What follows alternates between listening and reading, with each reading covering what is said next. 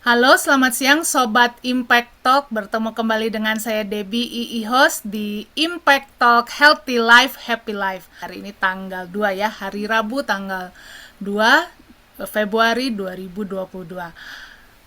II host mau mengucapkan selamat tahun baru Imlek buat Sobat Impact Talk yang merayakan dan buat Sobat Impact Talk yang tidak merayakan juga, tetapi kemarin bersama-sama libur juga ya. Jadi selamat menikmati hari libur dan hari ini sudah kembali beraktivitas. Selamat beraktivitas.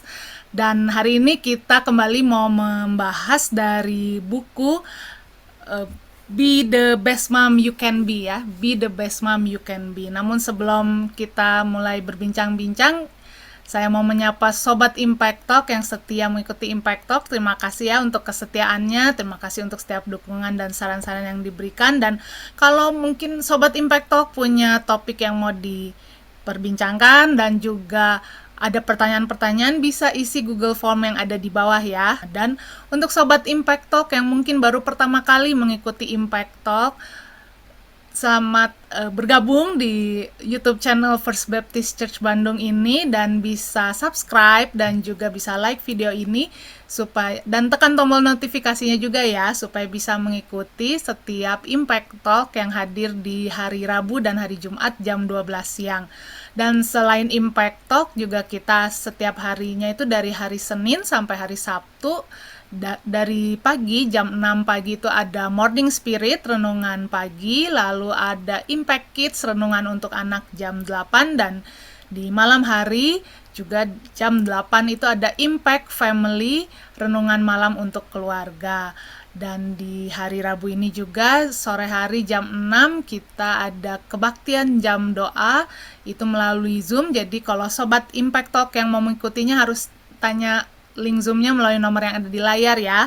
Dan kalau Sobat Impact Talk juga ada kerinduan untuk bersama-sama beribadah di hari Minggu, silakan bisa, kalau yang mau onsite bisa mendaftar melalui aplikasi Impact Discipleship Communities, itu ada di Google Play Store, harus di-download ya, dan bisa registrasi untuk mengikuti kebaktian onsite. Kita ada jam 8.30 dalam bahasa Indonesia dan jam 10.30 dalam bahasa Inggris. Dan kalau Sobat Impact Talk mungkin mau mengikutinya secara online, itu bisa karena di YouTube channel kita nanti bisa, makanya di subscribe supaya nanti mendapatkan notifikasi untuk link ibadah di hari Minggu. Nah, sekian aja informasinya. Kita sekarang mau berbincang-bincang dengan narasumber yang telah hadir melalui Zoom. Halo Om Aren dan Tante Siwi, apa kabarnya? Om masih di mute, Om Tante. Oh ya, halo. Halo, Halo, apa Pagi, kabar? host dan sobat-sobat baik. semua, kabar baik. Eh, Puji Tuhan, sehat selalu ya Om, Tante. Puji Tuhan. Puji Tuhan. Ini tanggal 1 kemarin liburan kemana Om Tante? Merayakan Imlek juga? Di rumah aja sih Oh, kita di ini rumah ya. saja. Imlek ya, sekarang Ya, di rumah masih aja. harus di rumah saja ya. Kalaupun yang merayakan juga Ya, pasti banyaknya di rumah saja ya. ya. Nah, ini Om dan Tante kita mau ngobrol lagi dari buku ya. Dan kalau ngelihat judulnya itu apa ya, ya ini karena kalau mengajar ke anak-anak ya pastinya itu ya ada standar yang ditetapkan ya oleh orang tua gitu untuk kepada anak-anak. Dan ya di sini kita mau bahas tentang standar duniawi dan standar surgawi. Nah, jadi pengen tahu dulu nih, eh, contohnya apa sih, atau apa itu sih standar surgawi dan standar duniawi? Oke, kita kan hari ini membahas membahas buku dari sebentar ya dari Be the Best Mom You Can Be gitu ya. Nah, ini kan buku ini dikarang oleh Marina dan Gregory Slayton gitu ya. Nah, kemudian kita untuk kali ini kita akan membahas yang bab 6 ya. Bab 6 mengenai Harvard atau surga. Wah ya, itunya kedengarannya Harvard atau surga ya. Nah, di dalam buku ini kita akan mempelajari mengenai pemikiran mengenai mulailah dengan memikirkan kekekalan. Menjawab pertanyaan Debbie tadi, kita akan bahas buku ini ya, Debbie ya. Kita akan bahas apa sih maksudnya yang dimaksud mengenai mulailah dengan memikirkan kekekalan. Ya. Oke. Marina Slayton, penulis buku ini, memulai bab ini dengan menceritakan persahabatannya dengan seorang ibu yang lebih tua yang berbagi kehidupan dan kebijaksanaan dengannya.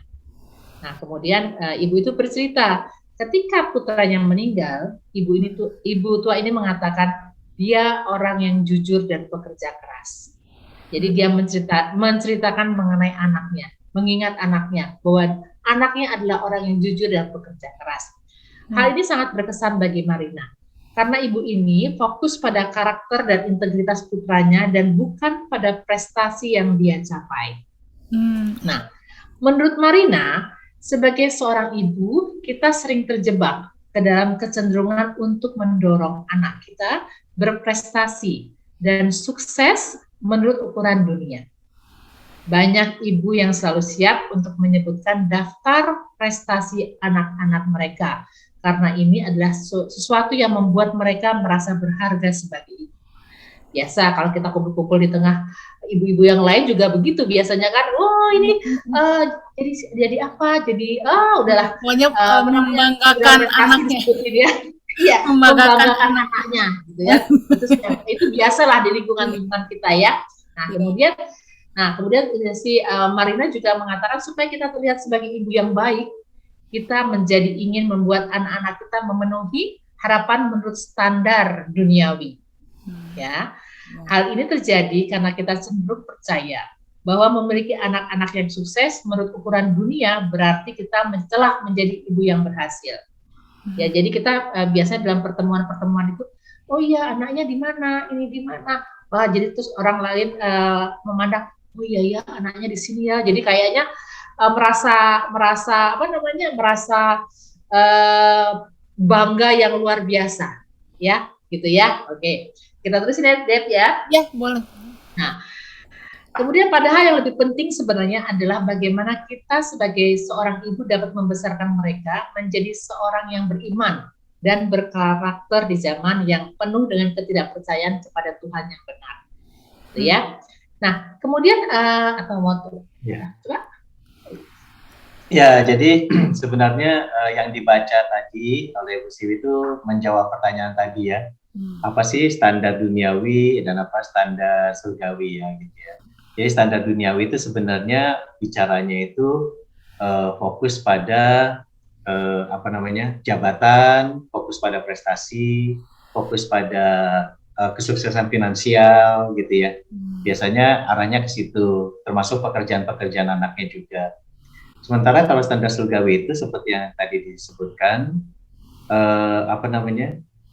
kita sebagai seorang ibu dapat membesarkan mereka menjadi orang yang beriman dan berkarakter, gitu ya, beriman dan berkarakter sesuai yang diajarkan Alkitab ya, karakternya itu ya, kan ada itu ya di Galatia, buah roh gitu ya, dan yang lain, di zaman yang penuh dengan ketidakpercayaan kepada Tuhan Yesus. Nah itu jadi antara Harvard dan surga itu sebenarnya memang tadi seperti yang dibilang duniawi dengan surga ya, jadi pengajaran Alkitab dan pengajaran duniawi gitu.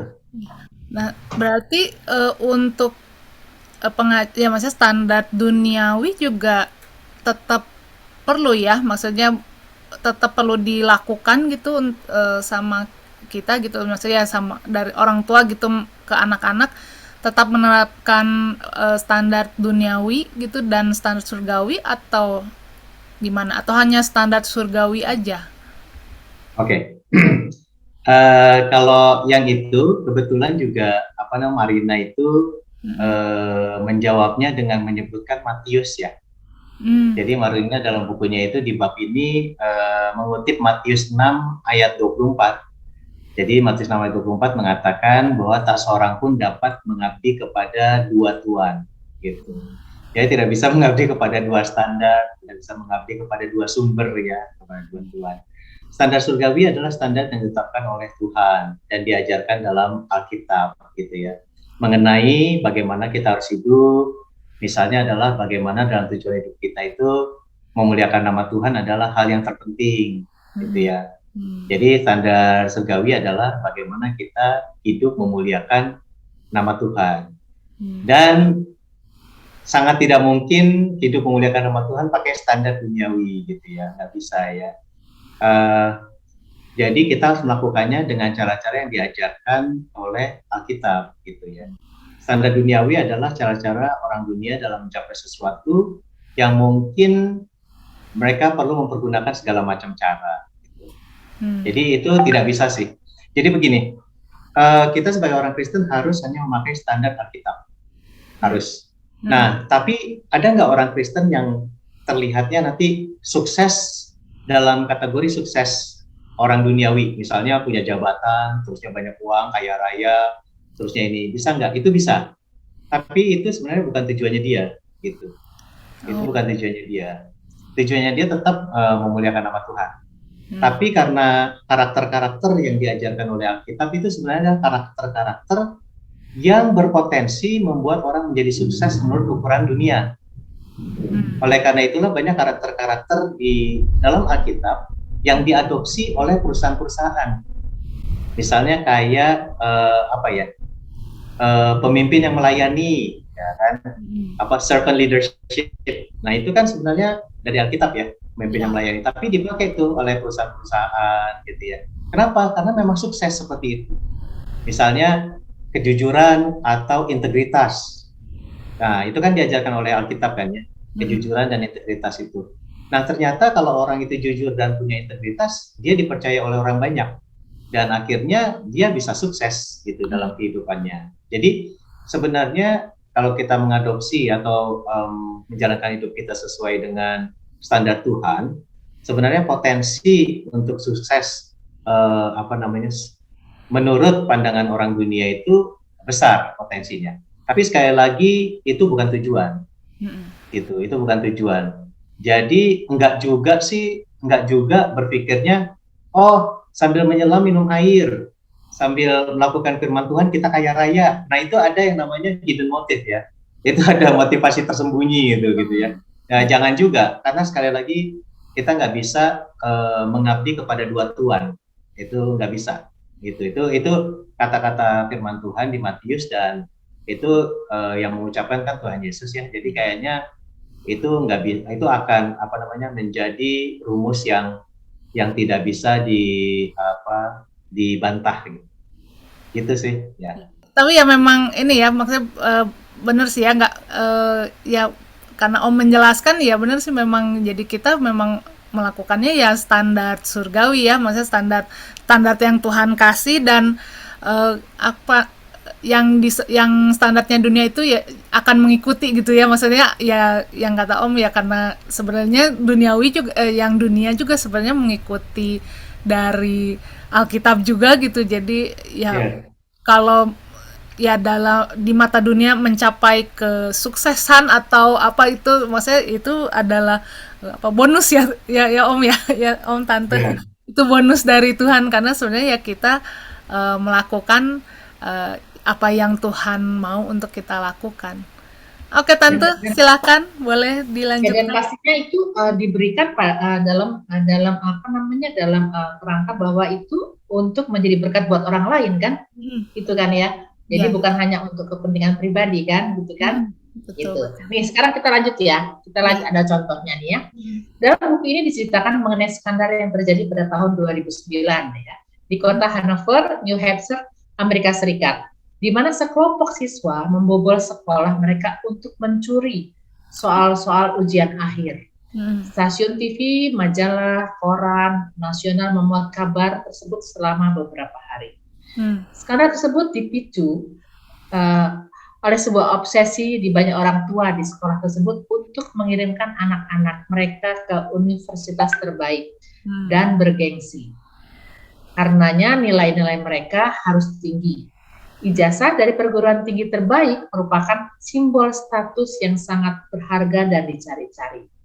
Nah, setelah melakukan penyelidikan internal, pihak sekolah melaporkan kepada polisi dan mereka mendakwa salah seorang siswa sebagai pemimpinnya. Orang tua terdakwa mengancam akan menuntut sekolah dan polisi secara hukum. Dan setelah melalui segala upaya, mereka berhasil mendapat keringanan hukuman yang cukup signifikan. Namun, konsekuensi sosial yang cukup berat dialami. Tidak hanya oleh sang pemimpin kelompok, tetapi juga oleh banyak siswa yang menerima bocoran soal tersebut, termasuk orang tua mereka. Dan mereka merasa sulit berinteraksi dengan masyarakat setempat, karena banyak yang menganggap bahwa ambisi akademis keluarga-keluarga tersebut sudah membutakan mata anak-anak tersebut terhadap kewajiban memikul tanggung jawab moral. Upaya orang tua mereka dengan menghalalkan segala cara untuk mengurangi konsekuensi hukuman juga merusak pembangunan karakter dalam diri anak-anaknya. Melindungi anak-anak dari konsekuensi negatif akibat tindakan mereka akan membuat mereka mungkin mengulangi tindakan tersebut. Jadi ini memalukan ya sebenarnya ya, karena ambisi orang tua itu terlalu besar dan anak-anak dituntut untuk melakukan ambisi orang tua itu, ya kan? Mereka bilang, kamu kalau mau kerja yang bagus, kamu harus di sekolah yang bagus, kamu harus mendapatkan nilai yang bagus. Jadi sekarang kamu harus belajar sungguh-sungguh untuk mendapatkan nilai yang, tapi ternyata mereka mencuri, ya, mencari soal lah, bocoran soal. Zaman dulu waktu kami tinggal di suatu tempat, yaitu ada satu kelompok anak-anak tuh berkumpul di suatu rumah, gitu ya. Dan kita bingung nih, kenapa nih kok banyak anak-anak dulu waktu SMA ya, anak-anak SMA berkumpul di rumah itu. Ternyata mereka punya bocoran soal dan membahas sama-sama di situ. Jadi saya melihat itu sebenarnya nggak terjadi di Amerika aja, di Indonesia juga ada yang seperti itu, gitu ya. Jadi ambisi orang tua tuh memang harus hati-hatilah di sini ya. Kadang-kadang orang tua berpikir itu yang terbaik, ternyata akhirnya menjerumuskan anak-anaknya kan. Selain itu juga orang tua yang malu kalau anaknya dihukum untuk akibat dari perbuatan mereka, akhirnya menghalalkan segala cara kan supaya anak-anaknya mendapatkan keringanan hukuman. Ya itu. Wah, jadi memang itu deh. Ya, jadi memang penting ya ini ya, maksudnya yang dari orang tua terlebih dahulu ya, yang mengajarkan ya standar yang benar. Kalau ya seperti itu mengajarkannya ya udah pokoknya harus dapat nilai terbaik, jadi kamu ya mencuri soal ya harus menghalalkan segala cara gitu ya. Tapi ya justru ya ini makanya orang tua ya harus mengerti bahwa penting untuk melakukannya bukan standar dunia, bukan mencapai kepintaran secara dunia atau yaitu sukses secara dunia, tapi yang terpenting adalah ya harus melakukan standar yang Tuhan mau ya, yang Tuhan mau gitu. Melakukannya dengan benar. Kalau ini kan sudah melakukannya dengan salah, anak-anak akhirnya terintimidasi ya, gitu ya.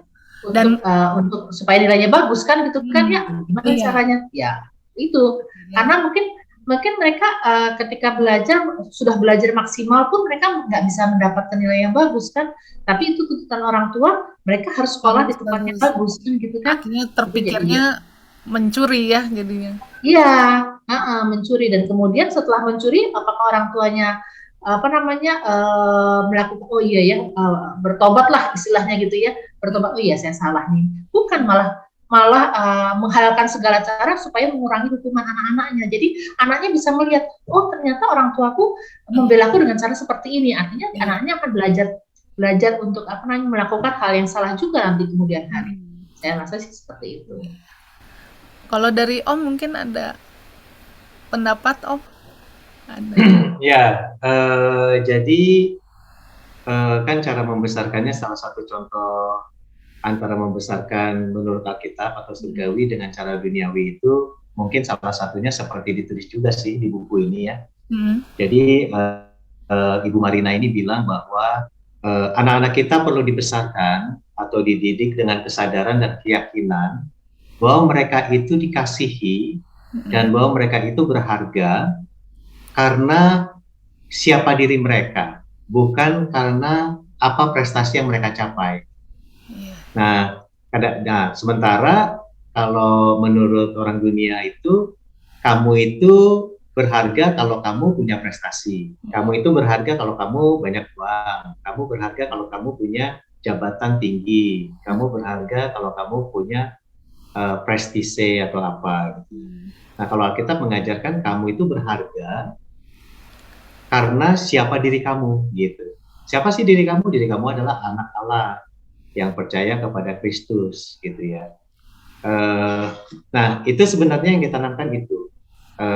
Berharga karena siapa dirinya, bukan apa yang dicapai. Tapi pada gilirannya, ketika mereka merasa berharga karena siapa diri mereka sebagai anak Allah, kan mereka pasti akan menjalankan hidup mereka sesuai dengan standar-standar Tuhan ya. Nah, yang bagusnya ketika mereka menjalankan hidup sesuai standar Tuhan, apa sih standar Tuhan itu? Pertama, bisa dipercaya orang. Ya kan diajarkan ya dalam kita supaya kita tuh orangnya jujur, bisa dipercaya gitu ya, bisa dipercaya orang. Terusnya kita hidupnya bertanggung jawab gitu ya. Lalu kita hidupnya itu memperhatikan orang lain, ya kan. Nah, terus kita hidupnya itu di Alkitab sih dibilangnya kan juga ada tidak boros gitu ya. Jadi sebenarnya kombinasi dari karakter-karakter yang diajarkan Alkitab itu akan membuat sebenarnya anak-anak Tuhan itu menjadi sosok yang hidupnya tidak berkekurangan gitu ya. Dalam pekerjaannya juga sangat baik karena dia bertanggung jawab, karena dia punya integritas gitu ya. Jadi sebenarnya tanda kutip kesuksesan itu teraih gitu ya, bukan karena tujuannya, tapi karena memang karakter yang diajarkan oleh Alkitab diterapkan. Gitu. Tapi kembali lagi, rasa dia dihargai dan dicintai bukan karena prestasinya, tapi karena siapa dirinya, yaitu adalah anak Allah. Gitu. Itu perbedaan yang sangat besar sih. Walaupun kelihatannya sama ya, kelihatannya bisa sama, tapi perbedaannya sangat besar. Ya. Makanya yaitu ya, nggak bisa kita menjalankan dua standar karena sebenarnya memang sangat berbeda ya, sangat berbeda. Iya, sangat berbeda. Awalnya berbeda, nanti ujungnya juga jadi berbeda. Walaupun di tengah-tengahnya sih kelihatannya bisa sama sih ya. Iya, gitu. Ya karena itu kan ya yang dunia justru yang sebenarnya mengadaptasi atau mengambil dari Alkitab ya, dari firman Tuhan ya. Ya, betul. Nah, ini mungkin buat sobat Impact Talk yang baru menjadi orang tua atau yang sudah menjadi orang tua juga tapi mungkin masih ya kan namanya ini dalam perjalanan kehidupan ya memang pasti kita ada melakukan kesalahan-kesalahan tapi kan kita harus harus terus ya berusaha untuk melakukan yang terbaik. Mungkin ada untuk kita bisa melakukan standar-standar surgawi, standar-standar yang Tuhan berikan sama kita itu ada langkah-langkah atau mungkin ada cara-caranya nggak, Om dan Tante?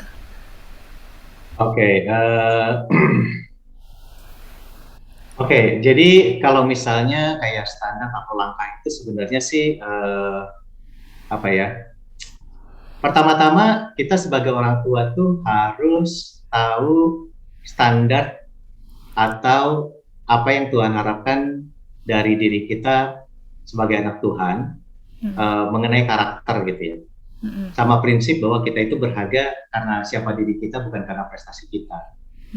Jadi orang tua mesti tahu dulu sih yang seperti itu bahwa Tuhan mengasihi kita bukan hanya siapa diri kita dan bukan prestasi kita, tapi bahkan ketika kita masih berdosa pun gitu ya, Tuhan sudah mengasihi kita. Bayangin aja, kita nggak punya prestasi yang bisa dibanggakan, orang masih berdosa aja, berkubang lumpur gitu ya, Tuhan mengasihi kita gitu ya. Jadi apa sih yang dibanggain gitu. Nah, jadi pertama dimulai dari diri orang tua dulu. Karena nanti itu kalau udah dimulai dari diri orang tua dulu, secara otomatis itu keluar kepada orang lain, termasuk kepada anak. Gitu. Jadi itu harus dipahami, disetujui dan dijalankan dalam kehidupan sehari-hari oleh orang tuanya, gitu ya. prinsip-prinsip Alkitab itu ya. Jadi yang kedua, jadi itu adalah orang tua harus menjalankan itu. Jadi nggak bisa begini, nggak bisa orang tua tidak menjalankan prinsip-prinsip firman Tuhan, tapi dia ngajarin ke anak-anaknya prinsip-prinsip firman Tuhan. Itu nggak bisa, karena nanti ujung-ujungnya anaknya mendapatkan pengetahuan, tapi dia tidak melihat teladan dalam diri orang tuanya. Nanti dia malah bingung nih, orang tua ngajar saya tidak berbohong, orang tua mengajar saya punya integritas, kok ada orang nelpon, orang datang, orang tuanya bilang ke anaknya, oh bilangin saya nggak ada di rumah, gitu ya. Ya, atau misalnya dibilang, kamu harus jadi orang jujur, harus jadi orang yang bisa dipercaya, tapi terusnya orang tuanya ternyata berbohong, dan anaknya tahu bahwa orang tuanya berbohong. Nah itu nggak bisa. Jadi yang pertama-tama itu sebenarnya yang harus dididik adalah si orang tuanya sendiri dulu. Harus dididik sungguh-sungguh oleh dirinya sendiri gitu ya, untuk mengikuti perintah-perintah Tuhan. Yang kedua, baru dia mengajarkan anak-anaknya sehingga dia bisa juga menjadi teladan. Ya, yang ketiga kita harus mendidik dan menemani ya. Jadi mendidik dan menemani. Jadi mendidik itu adalah ketika belum terjadi apa-apa, kita didik. Tapi ketika terjadi apa-apa, sesuatu yang tidak baik, maka kita harus menemani anak-anak kita. Nah, kita menemani anak kita itu harus dengan hukum kasih Tuhan dan hukum anugerah Tuhan. Gitu. Gimana sih hukum kasih Tuhan dan hukum anugerah Tuhan itu? Walaupun anaknya salah besar sekalipun, kita harus menerima dan mengerti. Kenapa? Karena kita sendiri sudah menerima anugerah Tuhan, di mana kita punya kesalahan yang besar sekali, tapi Tuhan menerima kita, gitu ya. Jadi kalau kita merenungkan bahwa kita itu sebenarnya punya hutang sebesar A, gitu ya, dan Tuhan menerima kita apa adanya, ternyata anak kita melakukan kesalahan sebesar setengah A, nah kita bisa menerima itu karena hukum kasih Tuhan dan karena hukum anugerah Tuhan, bukan karena anak kita baik, bukan, tapi karena memang kita harus mempraktekkan hukum kasih Tuhan dan hukum anugerah Tuhan. Walaupun tiga itulah kira-kira. Ya. Mungkin ada kalau yang tentang hukuman itu, kalau mereka melakukan salah, sebenarnya tetap ada konsekuensinya ya Om ya. Oh iya, iya. Tetap ada ya. Benar, ada konsekuensinya. Mereka harus menerima konsekuensinya memang. Jadi kalau misalnya memang harus dihukum, ya harus dihukum. Ya. Gitu. Tapi dari sisi orang tua tetap harus menerima, mengasihi anak-anak, menerima tetap apapun atau bagaimanapun mereka gitu ya. Ya betul. Ya, karena ya seperti contoh yang tadi ya, contoh yang tadi kalau anaknya memang bersalah, ya udah bersalah, dihukum sesuai hukum yang berlaku. Bukannya malah orang tuanya mencari cara supaya dia bebas dari hukuman atau pokoknya seperti melindungi anaknya. Padahal itu kan nggak benar. Iya, jadi tadi ya menariknya memang pentingnya adalah dari orang tua, dan yaitu orang tua juga harus melakukan yang benar ya. Melakukan yang benar ya menjadi teladan gitu kan, bukan ya yang tadi Om ceritain juga, bukan harus A tapi yang dilakuinnya yang B gitu kan, misalnya yang bertentangan gitu kan ya, misalnya nggak boleh bohong tapi malah orang tuanya yang bohong atau ngajarin bohong, ya itu juga salah ya. Jadi betul dari orang tua penting banget untuk menjadi teladan, karena ya anak-anak akan melihat dan mengikuti ya. Yang benar atau salah ya akan diikuti gitu kan dari orang tua. Iya, betul. Nah, kalau dari Tante ada lagi nggak nih cara-cara atau langkah-langkahnya? Atau mungkin ada cerita? Ada cerita. Ya gitu ya, saya pikir sih, saya setuju sih dengan apa yang dikatakan Pak Rin ya. Kita itu semacam dibilang apa? Kitab terbuka. Kitab terbuka ya di anak, apalagi di rumah kan, dari bangun tidur sampai mau tidur lagi anak tuh ngelihat kita tuh bicara mengenai firman Tuhan, jangan begini, tapi kita melakukan, kita melakukan hal yang sebaliknya, gitu ya, itu sudah jadi teladan yang tidak baik, karena kan kita memang harus mencontohkan hal yang baik ya. Anak itu kan anugerah Tuhan, anugerah Tuhan yang harus kita didik dengan benar kan, gitu kan. Tapi memang itu tuh nggak hanya nggak hanya cuma memberi contoh tanpa memang hatinya melakukan itu, gitu ya. Jadi memang itu sudah harus hidup kita itu, gitu loh. Ya kan, hidup kita itu, kita melakukan itu, jangan kita jadi dua standar ya, double standar. Jadi kita di sini kita melakukan ini, terus di sana kita melakukan yang lain. Jadi anak itu akan bingung, dan akhirnya yang susah ya anak dan orang tua. Karena apa? Akibatnya kan anak akan menjadi melakukan hal-hal yang salah, dan akibatnya juga orang tua yang susah, gitu kan ya. Nah, itu sih. Nah, kalau gitu berarti kan ya kita dari orang tua yang melakukan standar ya dari firman Tuhan. Tapi berarti apakah orang tua nggak boleh punya harapan gitu? Maksudnya harapan anak-anaknya ya, maksudnya yang ya pintar tuh maksudnya jadi nomor 1 atau ya sukses. Itu apakah dari orang tua tidak boleh punya harapan itu, atau boleh-boleh saja, atau gimana nih Om, Tante? Ya, tujuannya untuk apa dulu? Tujuan. Ya kan, tujuannya untuk apa? Kamu harus ranking 1. Tujuannya untuk apa? Untuk kamu dinilai baik, gitu kan? Oleh orang-orang, untuk untuk dipuji. Saya selalu bilang ke anak-anak, kalau anak-anak bilang, aku boleh nggak ini, gitu kan? Saya selalu bilang sama anak, tujuannya apa, gitu. Misalnya mereka mau pakai baju ini, gitu ya. Aku boleh nggak pakai baju ini? Saya Nadine bilang gitu. Tujuan kamu apa pakai baju ini, gitu kan? Tujuan kamu terlihat rapi, atau tujuan kamu ingin dipuji, gitu kan? Kembali lagi kepada tujuan. Apakah kalau saya pribadi, apakah saya ingin anak-anak saya mendapatkan nilai yang baik?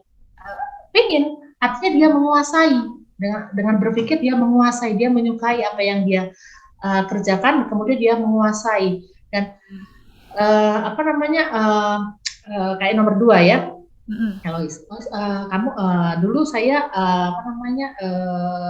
nggak pengen dia di Fakultas Hukum, seperti mengikuti saya, juga. gitu ya. Tidak mau ya? Sebenarnya saya nggak mau sebenarnya. Saya bilang, ngapain kamu ambil Fakultas Hukum? Aku mau jadi inilah, gitu ya. Nah, kembali lagi kepada tujuan, gitu loh. Kalau kamu memang menyukai itu, berarti kamu harus belajar banyak, kamu harus menguasai apa yang kamu pelajari, kemudian kamu harus jadi berkat akhirnya harus jadi berkat. Ujung dari semua apa yang dilakukan anak-anak itu harus menjadi berkat buat orang lain, gitu ya. Karena kita juga menerima berkat, kita kan menerima berkat dari Tuhan. Kita menerima berkat dari Tuhan, dan itu harus disalurkan. Berkat dari Tuhan itu macam-macam, bisa melalui ini, bisa melalui pekerjaan, macam-macam gitu. Akhirnya anak-anak pada ujungnya harus menjadi berkat dimanapun mereka berada, gitu. Apakah mereka harus mendapatkan nilai yang baik? Ya kalau itu memang mereka menyukai dan mereka menginginkan nilai yang baik, ya nggak masalah, gitu loh. Tapi bukan itu tujuannya, tujuannya untuk mereka berguna untuk masyarakat, gitu aja sih. Ya, kalau saya mau nambahin, gitu ya. Kalau saya nambahin gini, orang tua kalau punya ambisi ke anak itu, ambisinya adalah bagaimana anak itu berkembang maksimal, gitu ya. Bagaimana itu berkembang maksimal sesuai dengan passionnya dia dan sesuai dengan talentanya dia, dan bagaimana dia berkembangnya sesuai dengan karakter yang diajarkan oleh Alkitab. Nah, itu ambisi orang tua yang menurut saya sih ya, ambisi orang tua yang baik, gitu. Karena tadi tanya kan, emang orang tua boleh punya ambisi nggak ke anak, gitu kan ya? Boleh. Ambisinya adalah bagaimana kita mendidik anak kita mendapatkan passion mereka, misalnya dalam hal pekerjaan, gitu ya, tapi sesuai passion dan talenta mereka, gitu. dan juga mereka menjalankannya dengan karakter yang diajarkan oleh Alkitab. Karena sering terjadi orang tua itu memakai atau memanfaatkan si anak untuk mencapai cita-cita yang orang tua itu gagal capai. Yang orang tua itu mau capai tapi gagal gitu. Jadi misalnya seorang tua tuh mau jadi dokter, gagal. Nah dia terusnya pengen anaknya itu meneruskan cita-citanya dia. Nah itu nggak bisa, karena itu artinya penyalahgunaan ya, gitu ya. Itu artinya abuse ya, gitu ya. Karena anaknya mungkin nggak mau jadi dokter, anaknya mungkin mau jadi yang lain, dan bakatnya mungkin juga bukan dokter juga. Jadi nggak bisa menggunakan anak itu sebagai alat untuk mencapai ambisi orang tua, gitu, ambisi pribadi orang tua ya. Jadi kalau apakah orang tua boleh ambisi anak? Boleh. Dan ambisi itu kan ada yang baik ya. Yang baik itu adalah bagaimana supaya anaknya bisa mendapatkan passionnya, lalu mengembangkan talentanya, dan menjalankan kehidupan dengan karakter yang diajarkan oleh Tuhan.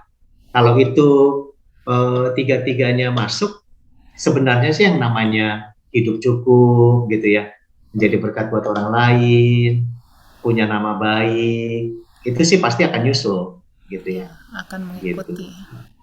Gitu. Wow. Iya, jadi ternyata ya pokoknya oke gitu ya orang tua untuk punya ambisi, tapi ya itu tetap ambisinya itu dalam dalam standar firman Tuhan ya, kembali lagi pokoknya sesuai dengan firman Tuhan, bukannya itu bukan ya benar yang kata Om ya, bukan ambisi pribadi. Tapi biasanya banyak kan gitu ya Om ya. Orang tua punya cita-cita yang banyak gitu, begitu punya anak ya ini pokoknya anak ini harus menjadi dokter, harus menjadi guru, harus menjadi apa gitu. Iya, betul. Mungkin pertama mungkin kita mungkin ada perasaan seperti itu ya. Bahagia ya gini, misalnya anak jadi gini gitu. Mungkin dan itu saya pikir mungkin setiap manusia seperti itu ya, tapi kembali lagi ketika itu nggak benar. Jadi kita jangan memaksakan anak. Dulu saya kan suka masak. Saya bilang sama Irin, udah kamu ambil aja jurusan pastry ini gitu ya. Terus oh ya sudah. Ini kemarin juga ngomong sama yang kecil juga, udah kamu ambil ini. Ya nantilah Ma. Jadi hati tetap punya keinginan ya, apa yang tidak pernah kita capai, kadang-kadang kita harapkan kan, itu bisa aja terjadi. Tapi kembali lagi bahwa anak itu adalah pribadi sendiri ya, Tuhan ciptakan dengan unik dan nggak bisa menduplikat saya gitu ya, gitu. Jadi mereka punya keinginan sendiri dan kita harus hargai. Ya. Kalau diomongin mah berusaha ya Om Tante diomongin keinginan orang tua apa gitu ya. Tapi ya betul ada usaha seperti itu ya, namanya manusia ya. Kalau saya pribadi ini. Tapi ya kembali saya menghargai. Misalnya gini, misalnya gini, sudah sekolah tinggi. Ternyata di kemudian mungkin anaknya suka dengan sekolahnya, tapi terus kemudian setelah kerjanya ternyata tidak sesuai dengan sekolahnya, kita nggak bisa paksa. Kamu harus bekerja ini nggak bisa paksa. Kita kasih pandangan. Kita orang tua hanya memberi pandangan. Anak sudah dewasa, jadi kita beri pandangan ini dan anak memilih, nggak masalah juga. Artinya Tuhan bekerja melalui apa yang dia kerjakan, apa yang dia inginkan, itu Tuhan bekerja. Jadi kita harus hargai itu, ya. Kan pernyataan Tuhan itu kan kalau ke anak, aku maunya ini, oh ya sudah, gitu. Sudah. Artinya Tuhan bekerja di situ, gitu loh. Gitu. Betul ya, jadi ya tetap akhirnya ya kita ya memang ya bergantungnya sama Tuhan, ya tanya sama Tuhan. Orang tua menolong mengarahkan ya, berarti ya maksudnya menolong mengarahkan supaya anak juga ya menemukan ya passionnya di mana dan apa yang sesuai dengan yang Tuhan ya mau juga, yang Tuhan rencanakan buat anak-anak gitu ya, buat masing-masing anak. Wow. Saya mau nambahin ada satu cerita Boleh Om. tentang passion dan tentang pekerjaan dan tentang jurusan kuliah yang diambil. Saya ada kenal orang dia itu kuliahnya kedokteran. Ya. Dia kuliahnya kedokteran tapi dia hobi sama bangunan, dan taman. Lucu ya? Iya, jauh banget. Tapi saya nggak tahu itu ceritanya. Waktu ngobrol-ngobrol cerita itu saya nggak enak nanya apakah dia kuliah kedokteran itu karena disuruh orang tuanya atau enggak. Itu nggak enak nanya sayanya gitu ya. Karena toh akhirnya ternyata dia jadi kontraktor sukses, kontraktor bikin rumah dengan kontraktor bikin taman sukses. Jadi dia punya banyak sekali klien. Nah yang ironis gitu ya, dia dokter tapi jadi kontraktor rumah dan taman. Nah dia membangun rumah dan taman seorang insinyur sipil, ya, seorang insinyur sipil yang kerjanya jadi IT, lucu ya? Oke. Insinyur. Lucu nggak dipikirkan deh. Jadi dokter. Ini kisah nyata, saya temannya ada. Iya, wow. Iya, tapi ada ya. Iya, cuma saya nggak tahu apa dia disuruh orang tua jadi dokter atau enggak, tapi sudah lulus, dia malah jadi kontraktor rumah dan taman. Lalu dia membangun, salah satunya ya, ada banyak, salah satunya adalah membangun rumah dan taman seorang insinyur teknik sipil, gitu ya, bangun rumah kan ya, insinyur teknik sipil, yang kerjanya adalah IT di perusahaan besar, gitu ya. Jadi ada 2 orang itu ya? Nah, saya nggak tahu tuh, mungkin ceritanya berlanjut ya. Dia kerja IT, menolong orang lulusan IT yang kerjanya mungkin jadi apa gitu yang lain. Kita nggak tahu. Iya. Nah, maksudnya jadi, ya nggak tahu, karena kan sebenarnya banyak sekali sih yang orang tua maksa anak ya. Tapi kadang-kadang juga ada anak yang nggak tahu sih, waktu mengambil kuliah dia sebenarnya passionnya apa, ada juga yang belum tahu. Nah di situ sebenarnya dibutuhkan kesabaran orang tua gitu ya. Jadi nggak bisa orang tua tiba-tiba bilang kamu ngambil kuliah ini, totonya kerjanya ngambil kuliah A kerjanya B, gimana sih? Nggak bisa gitu. Karena sebenarnya waktu kuliah itu yang mengambil peranan penting dalam masa depannya dia itu sebenarnya bukan mata pelajarannya. Sebenarnya ya, ini menurut pendapat saya, pengamatan saya, bukan mata pelajarannya. Karena orang kerja itu dampak penggunaan mata pelajaran ke pekerjaan dia itu cuma 10% biasanya, nggak lebih. Yang menjadi dampak paling besar adalah kebiasaan apa yang dia bangun ketika dia kuliah. Nah itu justru yang menentukan kesuksesan dia. Kuliah apapun, kalau kebiasaan yang dia bangun adalah bertanggung jawab mengerjakan tugas, gitu ya. Bangun pagi, rajin, jujur kepada dosennya, jujur kepada ini, ujian gak nyontek, terusnya menolong teman. Nah, kebiasaan yang dibangun selama 4 tahun masa kuliah itulah sebenarnya yang bikin dia sukses, bukan mata pelajaran. Jadi biasanya sih itu yang ngebikin, makanya bisa aja dokter jadi kontraktor sipil, yang ngebangun rumah insinyur sipil yang kerjanya IT, yang ngebantuin lulusan IT yang kerjanya mungkin jadi YouTuber, ya kita nggak tahu ya, itu muter-muter aja semuanya gitu. Jadi karakter ya. Ya, jadi intinya adalah bagaimana dia membangun kebiasaan atau habits gitu ya, yang akhirnya malah entah, karena gini, kebiasaan baik akan menjadi teman gitu ya, tapi kebiasaan buruk akan menjadi musuh gitu. Jadi kebiasaan baik akan menjadi teman baik yang akan menemani seumur hidup, tapi kebiasaan buruk akan menjadi musuh abadi kalau nggak dirubah. Kebiasaan buruknya itu akan menjadi musuh abadi dia, gitu. Akan mengkhianati dirinya sendiri dalam kehidupannya, gitu, kebiasaan buruk itu. Ya, gitulah.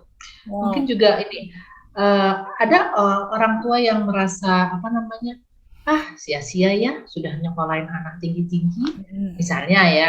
Jadi ini gitu ya, jadi gelarnya ini, tapi kok kerjaannya nggak sesuai dengan ini. Mungkin ada yang seperti itu gitu ya. Tapi ya kembali lagi sebenarnya tujuan kita mendidik anak itu kan nggak itu gitu loh, ya kan. Jadi memang sebenarnya yang berhasil itu bukan karena gelarnya, sebenarnya karena karakternya yang baik gitu sih. Ya. Wow, luar biasa memang ya. Jadi ya betapa pentingnya ya. Ya, terutama ya di sini ya yang belajar ya adalah orang tua ya. Walaupun dari buku ibu, tapi kan ya ayah dan ibu ya harus sama-sama Ya, punya standar yang sama, yaitu standar yang dari firman Tuhan, sehingga ya dalam perjalanan kehidupan ya maksudnya saat menolong anak-anak, saat mengarahkan anak-anak juga ya akan mengarahkan yang sama, yang benar gitu ya, supaya ya ya itu pentingnya pentingnya orang yang satu iman ya. ya, Pentingnya yang satu iman gitu ya. Apa namanya punya pemahaman firman Tuhan yang sama gitu ya. Jadi kita juga mengajar anak jadi lebih mudah gitu kan. Kalau kita berbeda, yang satunya ke sini, yang satunya ke sana itu susah sekali. Susah sekali. Apalagi prinsip-prinsipnya berbeda gitu ya. Nah, itu susah sekali. Makanya pengenalan sebelum pernikahan itu penting sekali. wow, iya, luar biasa. Wah, ini tidak terasa Om dan Tante kita sudah ngobrol-ngobrol cukup lama ini. Nah, sebelum kita akhiri nih, ada pesan-pesan khusus atau ya kita highlight dari apa yang telah dibicarakan gitu ya Om dan Tante, silahkan pesan-pesan untuk Sobat Impact Talk. Emang bisa? Oke. Nah, ada sih pesan-pesan untuk Sobat Impact Talk ya. Pesannya itu mulailah hidup sesuai kehendak Tuhan atau menurut standar surgawi dari diri kita sendiri sebagai pribadi ya. Lalu kita praktikkan kepada orang lain dan tentu saja khususnya kepada anak-anak kita. Karena anak-anak kita tidak hanya membutuhkan didikan Tuhan, tetapi juga teladan dari kita sebagai orang tua yang menjalankan prinsip surgawi yang diajarkan oleh Alkitab. Jadi dimulai dari diri kita sebagai orang tua. Dari Om ada pesan-pesan? Sama ya, sama. Jadi sebenarnya didikan itu kan sebenarnya kegiatan yang dilakukan secara spontan ya. Jadi si orang tua punya apa, ya itulah yang dikasih ke anak gitu ya. Si orang tua itu punya karakter apa, ya itulah yang dikasih ke anak. Gitu. Jadi sebenarnya yang penting dididik pertama kali itu bukan anaknya, tapi orang tuanya sih. Orang tuanya harus membangun karakter yang baik dulu, karakter yang tepat, yang sesuai firman Tuhan dulu.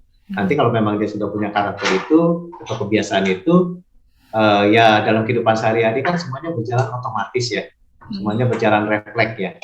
Jadi nggak bisa direka-reka gitu, oh gini nggak bisa. Ya, jadi itu akan keluar sendiri sebagai buah dari kedisiplinan untuk membuat karakter-karakter yang Tuhan inginkan dalam hidup kita. Gitu. Tapi semuanya itu kan semuanya itu kembali lagi kepada anugerah Tuhan. Semuanya. Jadi kita jangan merasa puas dengan karakter kita jangan merasa takut juga karena karakter kita juga kurang baik, misalnya gitu ya. Tapi semuanya karena kasih karunia Tuhan. Yang lebih penting adalah kita jujur kepada anak. Jadi kalau misalnya kita memang salah, gitu, orang tua kan pasti salah juga ya. Kalau kita memang salah, misalnya kita melakukan sesuatu yang tidak benar gitu ya kita harus bisa jujur ke anak, kasih tahu kita salah gitu. Bahwa apa yang kita lakukan itu salah, bahwa kita akan memperbaiki hal itu gitu. Dan waktu kita bilang kita akan memperbaiki hal itu memang benar dilakukan memperbaiki hal itu. Nah, proses kita mengakui kesalahan dan memperbaiki kesalahan itu sebenarnya bahkan bisa jadi teladan yang kuat buat si anak. Bisa menjadi sesuatu yang diingat oleh si anak dengan sampai seumur hidupnya dia. Jadi jangan berharap orang tua juga sempurna, jangan terlalu bangga orang tua yang punya karakter baik, tapi jangan terlalu sedih dan putus asa juga ketika orang tua merasa, saya gimana ya karakter saya kurang begitu bagus nih. Enggak, karena ada yang namanya hukum kasih karunia Allah. Hukum kasih karunia Allah itulah yang kita mesti bersandar ke situ. Nah itu yang menyempurnakan apa yang sebenarnya kita tidak sempurna gitu dalam kehidupan kita. Itu yang akan berbicara kepada anak kita mengenai orang tuanya. Yang penting kita sebagai orang tua itu jujur dan juga berusaha memperbaiki diri sendiri. Gitu ya. Wow. Super sekali nih, super sekali. Om dan Tante, thank you nih udah bisa berbincang-bincang kita ya, dan ya itu betul ya, penting sekali memang peran orang tua, dan ya itu ya terus belajar ya, karena ya orang tua ayah dan ibu tidak sempurna ya Om Tante, tapi Ya. bisa terus belajar, bisa terus ya ini belajar untuk melakukan firman Tuhan dan ya tadi betul ya jujur, setuju ya harus jujur sama anak dan ya yang pastinya jadi teladan ya, jadi teladan yang baik buat anak gitu ya. Wow, terima kasih Om dan Tante untuk siang hari ini sudah Ya, bisa terima kasih juga. ngobrol. Dan untuk Sobat Impact Talk, terima kasih yang sudah mengikuti Impact Talk hari ini. Jangan lupa untuk terus saksikan Impact Talk di hari Rabu dan Jumat ya, jam 12 siang. Dan hari ini sampai di sini dulu. Saya Debbie host pamit. Saya Rain. Saya Siwi. Kami pamit undur diri. Sampai jumpa lagi. Tuhan Yesus memberkati. Tuhan Yesus memberkati semuanya.